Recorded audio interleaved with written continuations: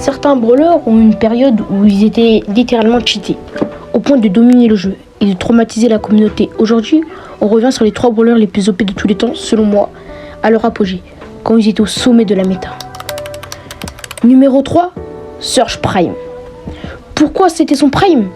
Le Surge qu'on connaît aujourd'hui est fort, mais Surge Prime c'était un cauchemar ambulant. Ce qui le rendait si puissant, c'était son gadget téléporteur, qui lui permettait de se jeter dans la mêlée sans aucun risque. Il pouvait ignorer complètement les murs et surprendre ses adversaires instantanément. Son évolution était bien plus facile à atteindre. Une fois level max, il était pratiquement inarrêtable. En fin de partie, il contrôlait toute la map. Avec sa portée et ses attaques qui se divisaient, à cette époque, si un Surge jouait bien, il arrivait en late game, c'était fini pour l'équipe adverse. Le numéro 2, Kid Prime. Pourquoi c'était son prime? Kid était un brawler rapide et imprévisible. Mais à son apogée, c'était son super qui le rendait tout simplement OP. Son super lui donnait une vitesse et une mobilité absurde, il devenait impossible à toucher.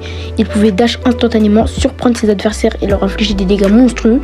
Sa capacité à clutch était juste trop forte. Il esquivait tout le temps en retournant les parties à lui tout seul, surtout en solo, et grâce à son pouvoir star qui donnait 200% au pouvoir. Plutôt, à cette époque, Kid pouvait danser entre les balles, sauter sur les ennemis et les détruire en quelques secondes.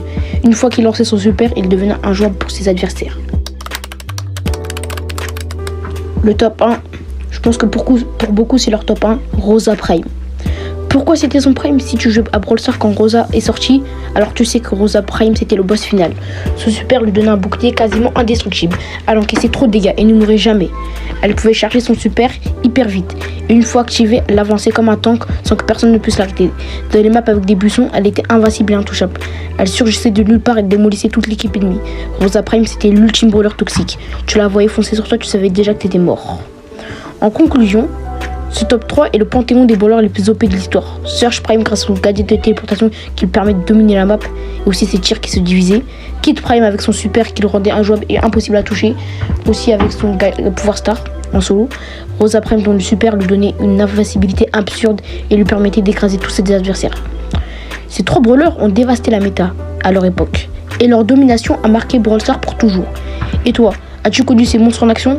Lequel t'a le plus traumatisé?